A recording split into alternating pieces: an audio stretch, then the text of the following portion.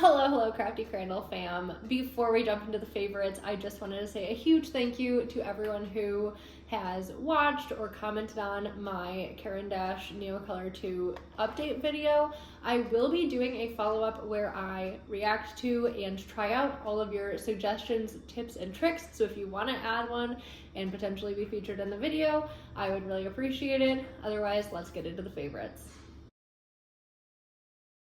My first favorite has been square sketchbooks. So I have been loving painting in a square format for a little while now.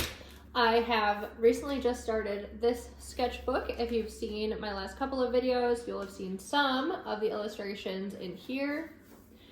I have done a ton of illustrations in my Illo sketchbook, which I've really enjoyed, and I just got this sketchbook for Christmas and have only really done one painting in it so far, but am really excited to continue using it. Something about painting in a square format has just been really fun and have just really been enjoying it lately, so that's my number one favorite in the art realm.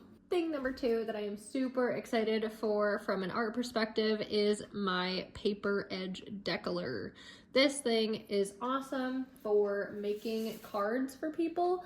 I've really enjoyed making different cards and trying different edges on various paintings.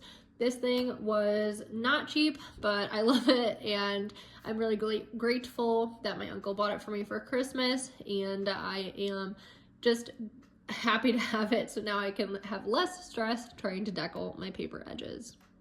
Kind of along that same vein are my corner cutters. If you have known me personally at all, then you would know that I love making cards for people. Otherwise, you can probably ascertain that from my videos. Essentially, they just take the corners of your paper and make them whatever shape they say on the little paper cutter. So these are really cool. They've got some neat designs for corners. Like if I cut this one again, it won't work.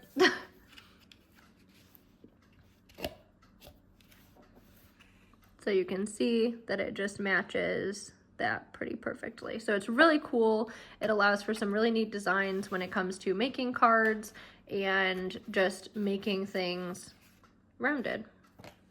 This next favorite has nothing to do with like the quality of the art supply, but it makes me smile. So that is these amazing, adorable little dinosaur crayons that I got for Christmas. It's from this cute little company that will take crayons from local schools that have been used, and they will recycle them. They'll melt them back down, and then they will make them into fun shapes. So these are super cute.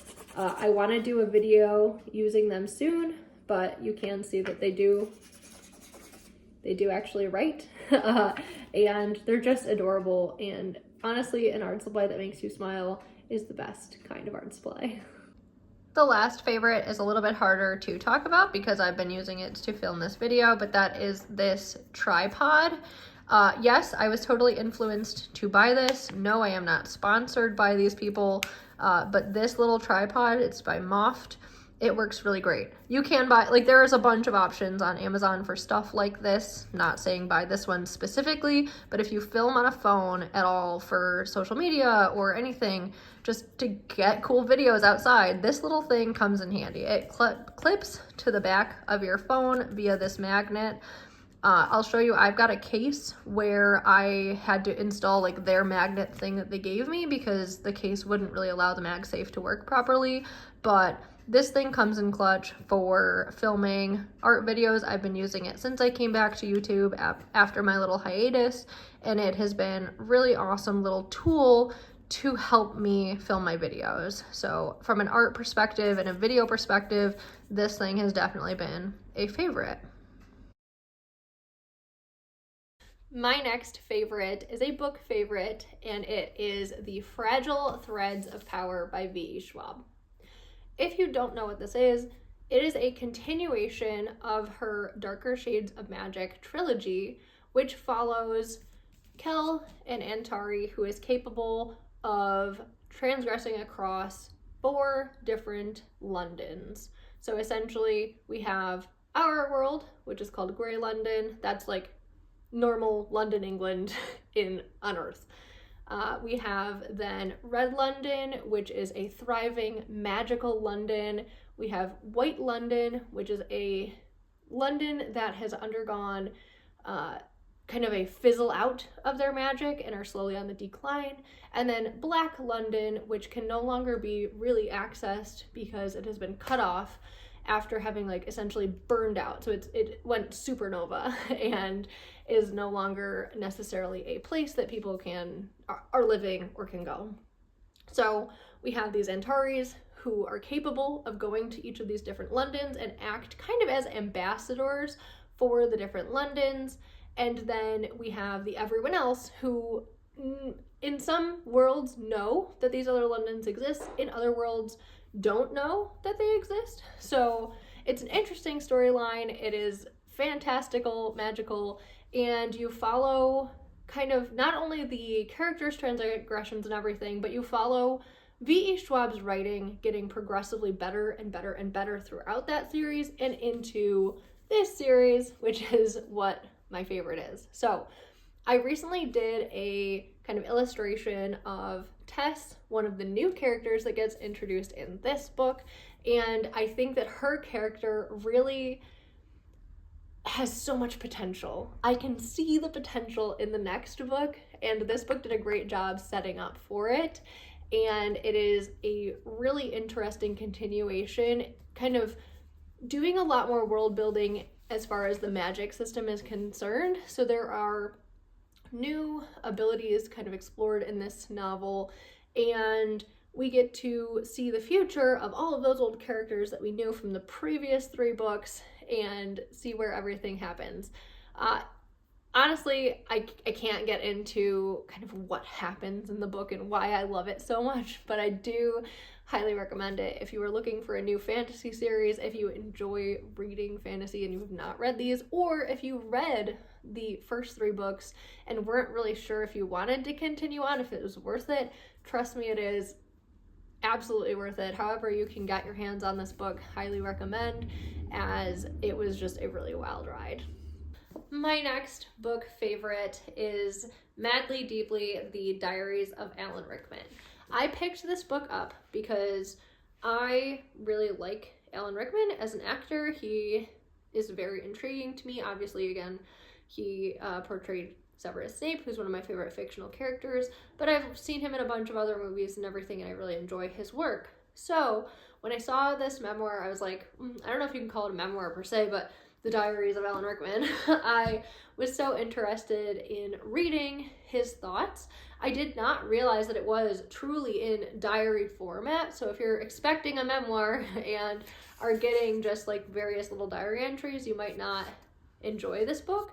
But I find it really interesting as somebody who keeps a gratefulness journal, how he wrote in his journal every day and just kept a catalog of everything that he had done, versus when I'm writing, I'm specifically calling out things that I am grateful for. But regardless, it is so fun to like look back at those entries and see what I wrote. And he reflects on that in his diary as well. So I am enjoying it. It's one of my favorite nonfiction reads for sure that I've ever read. I don't read a lot of nonfiction, especially not physically. I will normally choose an audiobook if I am going to go into a nonfiction book, but this one specifically I am enjoying and I am finding very interesting.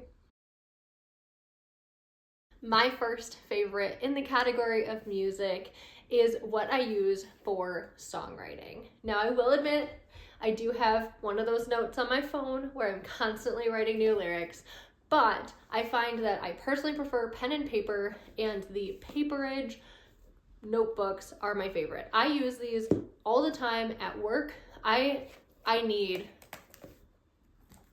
a blank page. I cannot stand lined paper, and these are perfect. They don't have a lot of bleed through onto the other side, and they work like a dream. So thing number 1 that is my absolute favorite for songwriting is these notebooks.